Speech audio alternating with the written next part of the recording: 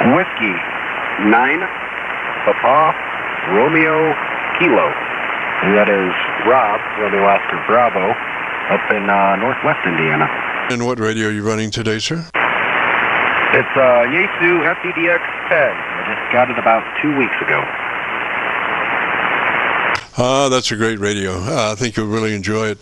If you're interested in our setup, the first thing would be to double check, just to be sure that you're in that wide transmit bandwidth, TBW, 100 to 2900. You probably have 3 selections on that radio, but we want that one that's called wide. It lets your transmitter perform at its maximum capabilities, and then it gives you just a slice of daylight before you enter somebody else's conversation. Roger?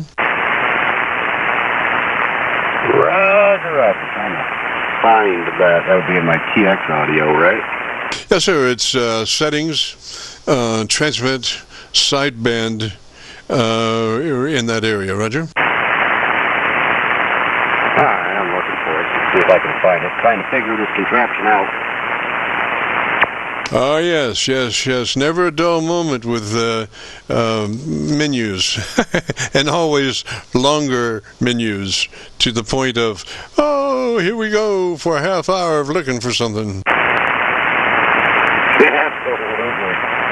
No, I'm getting closer. I got stuff that says TX, but that's my TX timeout. That's not it. That's the general settings. Yeah, it should be there close. It's menu, settings, transmit, sideband, and right there, right between, maybe between transmit and sideband, or somewhere in that area, or maybe a little bit further into the menu than that, somewhere there.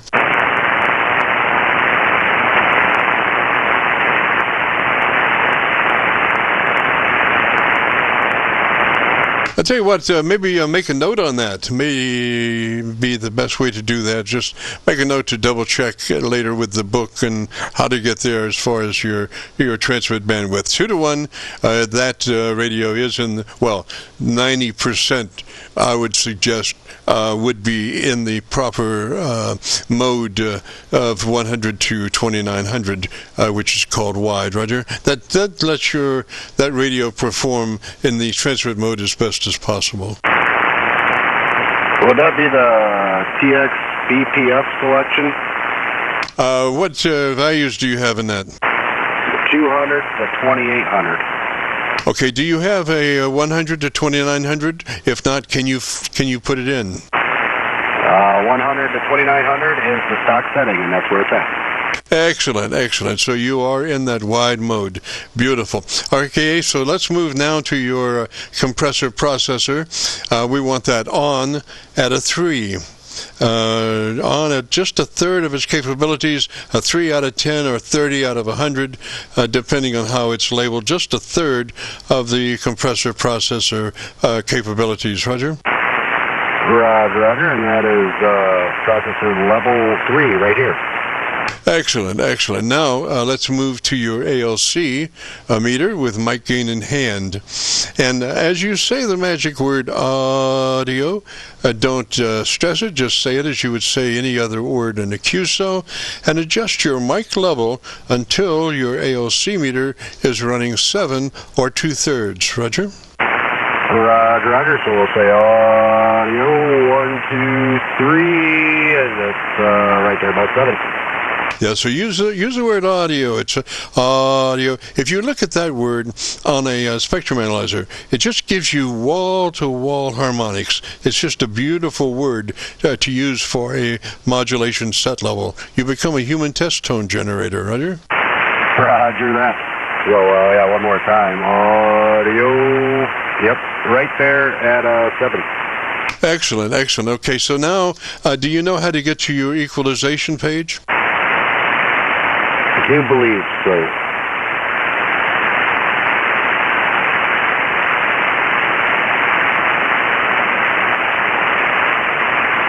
I'm there. Okay, sir, and what kind of equalizer do you have? Let me put it this way. Do you have a P set of controls? A lot of radios, when you activate your compressor processor, it goes to a special bank of EQ controls called P. All right, I'm at the top of the settings, and I got PRM, TRC, EQ Freak, and then the level, and then the bandwidth when it goes to EQ2. I believe as I go lower, I have a different settings, and that should be for the processor, right? Roger. Now look all the way down the band, all the way down the page, and make sure there isn't a P set of controls below all of those. Just real quick, just a tertiary check on if there are any other EQ controls. Oh, there's all kinds in here. Do you see anything marked P controls? Not necessarily P controls, no. Okay, so let's go back up and then explain to me, is that like a three-band EQ control situation, three-band EQ basically? Yeah. Okay, so what we want to do is that mid-frequency, number 2 equalizer, we want that to be flat or off.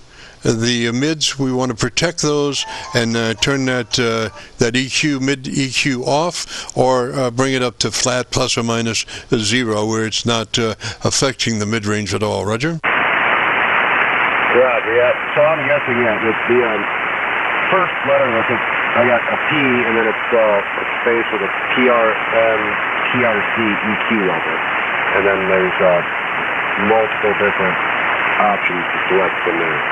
Okay, so you don't want TRC, transmit to receive control. You're looking, you're looking for transmit EQ control, and you should have. If that's a 3-band, then you have a 3 EQ controls, and that mid, like I say, we want that mid preserved as flat. No cut, no boost, just flat. And then move to your EQ3, which is your treble control. And if you have the ability to put in a frequency, the best frequency for that treble control would be 2.7 kilohertz, 2700 on the treble EQ input frequency. Roger? Roger, so that would be the P control EQ3 frequency is now at 2700. Roger, Roger. And if you have a variable width control, we want that on a number 4 width control on your EQ3 treble. Roger? I just changed number 2. 1 second. Yeah, one has to be careful when they're in the stew there to make sure that they're only working on the right potatoes. It comes in handy. So just to review just a moment, your treble, your mid-range control is flat or off, and your treble is cranked in 2700 with a width of 4, and now we're going to push about plus 6 on that treble control. Roger, Roger? All right, treble control was the EQ2? No, treble control is EQ3. Your mid-range control is EQ2. Okay, yeah. EQ2 is 0, and then 3 was 4. Yeah, 3 was transmit. 3 was 2700 at plus 4, and then at 4 width. Got to say that right. So the frequency that you're looking for on EQ3 is 2700, a width of 4, and you're going to push that plus 6. Roger? Okay. And what I want you to do then is tell me about your radio and the best thing you like about your radio. Y'all doubled.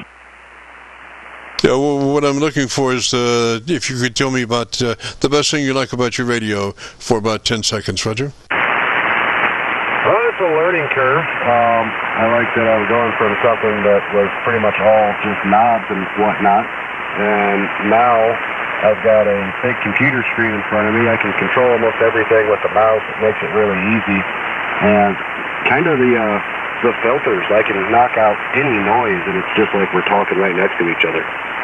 Roger, Roger. Well, what kind of mic is that you're using? Just a cheap $17 Amazon special right now. It's what I had on hand before I got the radio.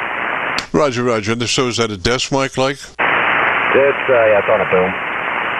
I'm sorry, what kind? It's on a boom mic. It's a boom mic. I can move it around and adjust it to wherever I need it. Roger, Roger. Okay, see, consistency again is the word of the day. Proximity to microphone will shift your audio level and will also shift your audio EQ. The closer you get to that mic, the more bass buildup you have. The further away you get, the tinnier it gets, if you want to use that terminology. So the main thing is to find the place that's comfortable and probably about 2 to 4 inches away, because if we get further back than that, sometimes our shacks are less than ideal sonic refuse, and we'll start hearing artifacts come off concrete walls, floors, and all kinds of stuff. So about 2 to 4 inches is mainly the ideal proximity to microphone, Roger. Or, if you have a foam windscreen on that microphone, you can work it in. You can just come on into it and, be great.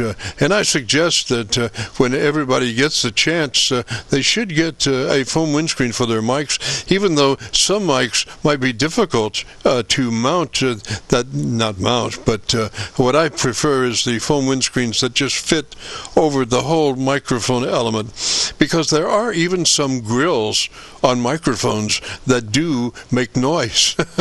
And so when you put a foam windscreen over the entire microphone, you're guaranteeing pretty much that there will be no riders of distortionist stuff along with your audio. Your audio will be just pristine, Roger.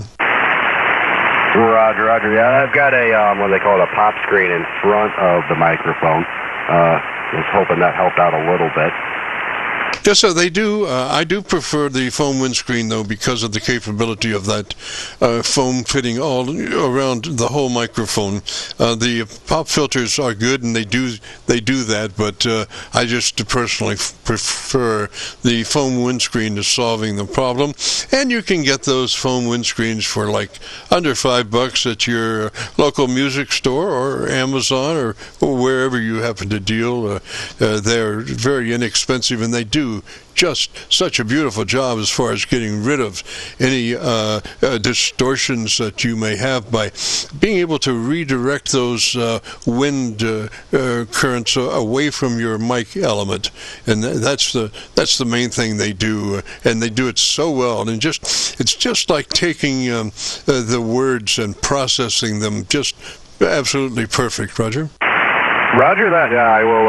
I'll get one and throw on here. I appreciate that bit of advice.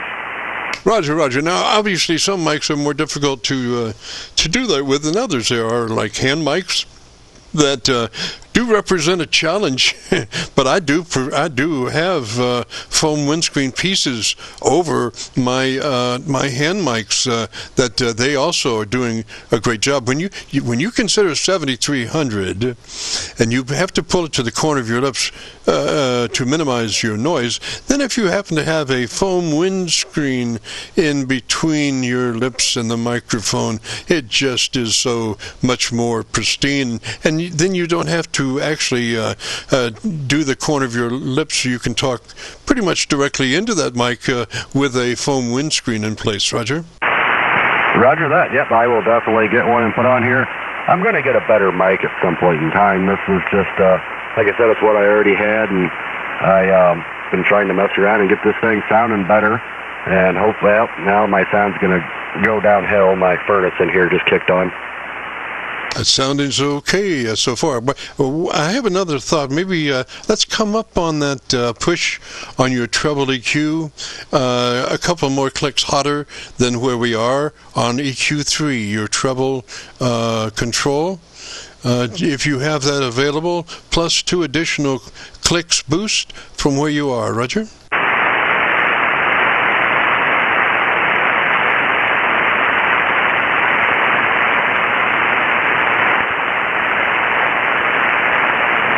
Okay, I believe that was EQ3 level. I went up 2 on that, and yeah, like I said, my furnace came on in the background, so that's going to make a little bit of background noise.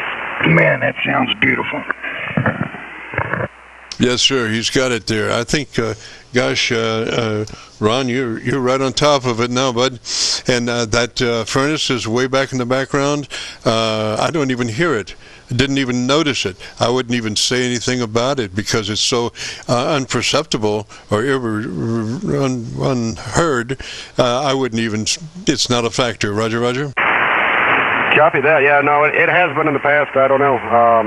Like I put this pop filter in front of the mic. Maybe that blocks it out a little bit then.